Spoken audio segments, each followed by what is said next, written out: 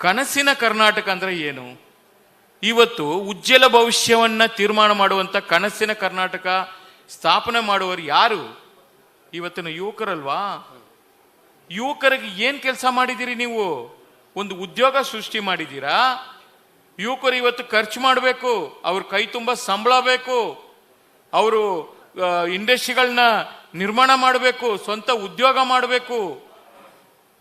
ಇವತ್ತು ಬೆಂಗಳೂರು ನಗರ, ಆಗ್ಲೇ ನಮ್ಮ ಅಶ್ವಥ್ ನಾರಾಯಣರವರು ಹೇಳ್ತಾ ಇದ್ರು, ಬೆಂಗಳೂರು ನಗರದಲ್ಲಿ ಸಂಚಾರ ಜಾಸ್ತಿ ಆಗಿದೆ, ಬೆಂಗಳೂರು ನಗರದಲ್ಲಿ ಜನ ಜಾಸ್ತಿ ಆಗ್ತಾನೆ ಇದ್ದಾರೆ. ಯಾತಕ್ಕೋಸ್ಕರ ಬೆಂಗಳೂರಿಗೆ ಬರ್ತಾರೆ ಬೇರೆ ಬೇರೆ ಊರುಗಳಿಂದ? ನೀವು ಸ್ಥಳೀಯವಾಗಿ ಜಿಲ್ಲಾ ಕೇಂದ್ರಗಳಲ್ಲಿ, ಜಿಲ್ಲಾ ಮಟ್ಟದಲ್ಲಿ ನೀವು ಅವರಿಗೆ ಉದ್ಯೋಗನೂ ಕೊಟ್ಟು, ಒಳ್ಳೆ ಒಳ್ಳೆ ಹಾಸ್ಪಿಟಲ್ಗಳನ್ನು ಓಪನ್ ಮಾಡಿ, ಒಳ್ಳೆ ಒಳ್ಳೆ ಎಜುಕೇಶನ್ ಕೊಟ್ರೆ ಬೆಂಗಳೂರು ನಗರಕ್ಕೆ ಯಾರು ಸ್ವಾಮಿ ಬರ್ತಾರೆ? ಎಲ್ಲ ಅವರವರ ಜಿಲ್ಲೆಗಳಲ್ಲೇ ಅವರವ್ರು ನೋಡ್ಕೋತಾರಲ್ವಾ? ಬೆಂಗಳೂರು ಬರೋದು ಬಹುಪಾಲು ಯಾಕೆ ಬರ್ತಾರಂದ್ರೆ ಕೆಲಸ ಹುಡುಕೊಂಡು ಅವರ ಜೀವನ ಕಟ್ಕೋಬೇಕು, ಅವ್ರಿಗೆ ಏನ್ ಬೇಕೋ ಅವರ ಜೀವನಾಂಶವನ್ನು ರೂಪಿಸ್ಕೋಬೇಕು, ಅವರು ಹೊಟ್ಟೆಪಾಡಕ್ಕೋಸ್ಕರ ಬರ್ತಾರೆ ಅಲ್ವಾ? ಇವತ್ತು ಅದು ನಡೀತಾ ಇದೆಯಾ?